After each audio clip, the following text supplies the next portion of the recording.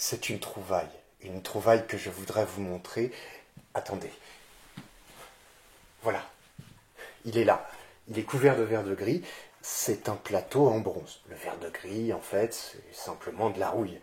Eh bien, vous voyez sur ce plateau oriental des roues, des étoiles, des sphères qui semblent tourner les unes autour des autres, qui ont leur circuit, leur parcours, et à force de m'y plonger, à force de fascination pour cette harmonie, ma pensée s'est comme modelée à elle, et puis de fil en aiguille, mes idées s'accrochaient, se décrochaient, se suivaient, et j'ai fini par trouver le sujet dont je voudrais vous parler aujourd'hui.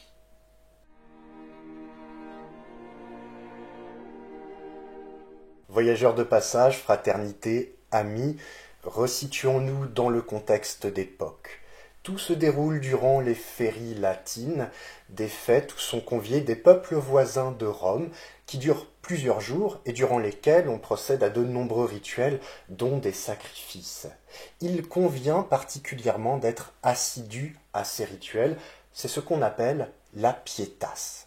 Et c'est au cours de ces fêtes, ces fameuses féries latines, que des hommes vont se rencontrer, un groupe d'hommes, pour discuter sous la plume d'un certain Cicéron, dans un ouvrage qui s'appelle le De Republica, au sujet de la République.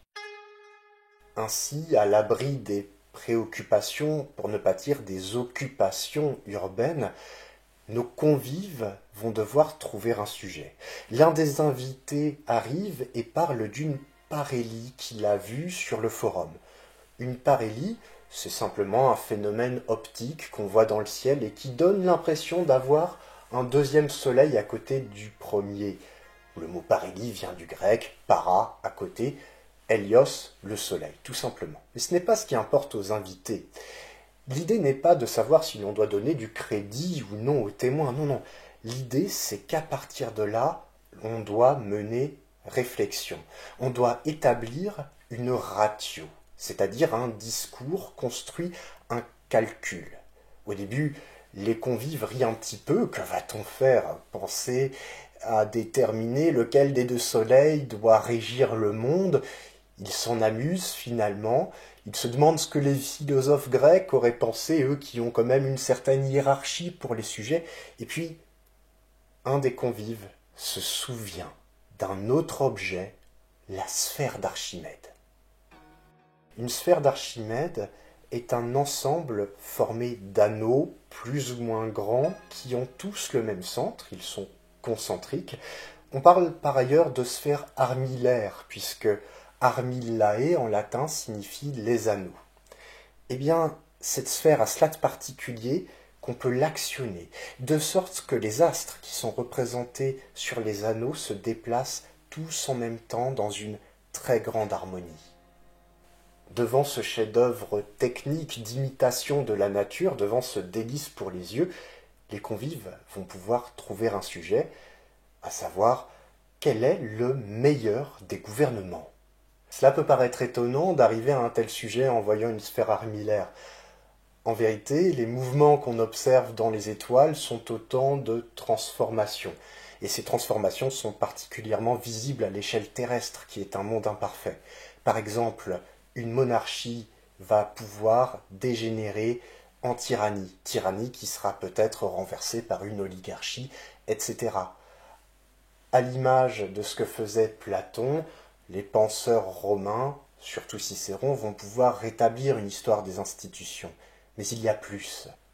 Pour les Romains de cette époque, il est un lien entre les lois de l'homme, les lois de la cité et celles du monde.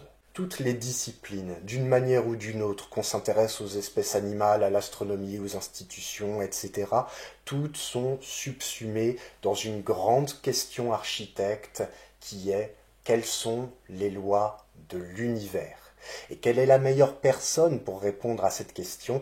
Eh bien, c'est le sage romain, celui qui par excellence a la pudeur, c'est-à-dire qu'il est pris de remords à la moindre évocation de l'impiété, ce qui est tout à son honneur de romain.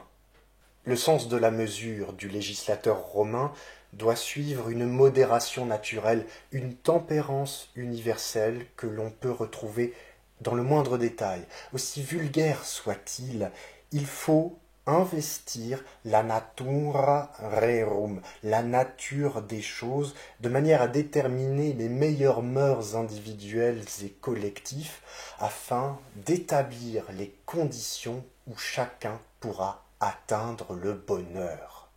Revenons-en à notre sphère d'Archimède, si vous le voulez bien. Cette sphère d'Archimède fait partie d'une catégorie d'objets qu'on appelait à Rome les ornamenta, singulier ornamentum. Vous reconnaissez le mot ornement dedans. Ce sont plus que des décorations en vérité. Les ornamenta font l'alliance entre la venustas, le plaisir, l'harmonie, et ce sont des déclencheurs de réflexion. En vérité, tout est basé sur de la pure esthétique. Il n'est pas nécessaire que ce soit des objets sacrés pour les Romains, ces ornamenta. Et vous comprenez que la sphère d'Archimède correspond à un idéal puisque elle est une représentation du cosmos entier, elle est une mimésis du monde, aurait-on dit à l'époque. On peut même, en bougeant les anneaux, représenter une éclipse, la même éclipse qui eut lieu le jour où Romulus, fondateur de Rome, monta aux cieux. Il y a plus que cela encore. Ces décorations parsemaient la ville de Rome, qui était une véritable cité des ornamenta. Et chaque coin de rue vous stimulait à broder et à produire des discours. On a là ici un idéal aristocratique romain. On a une vision de la philosophie toute romaine qui consiste en un savoir encyclopédique, mais toujours passant par le même sillon, c'est-à-dire le pourtour de la ville de Rome. Je veux vous introduire à un trait culturel particulier à Rome, l'otium. L'otium, qu'on traduit par repos, est en fait une forme de relaxation où se mêle la réflexion. Réflexion, certes, sur des sujets qui sont élevés, mais qui ont toujours un rapport à Rome et qui donc, finalement, sont nécessaires et justifiés. Cette déambulation en marche et en pensée, vous en aurez un excellent exemple au dernier livre du De Republica, où un personnage, Scipion Émilien, raconte son rêve. Il est transporté parmi les sphères du monde, pendant que nous autres, nous regardons la sphère armillaire d'Archimède. Cependant, une dernière question reste en suspens.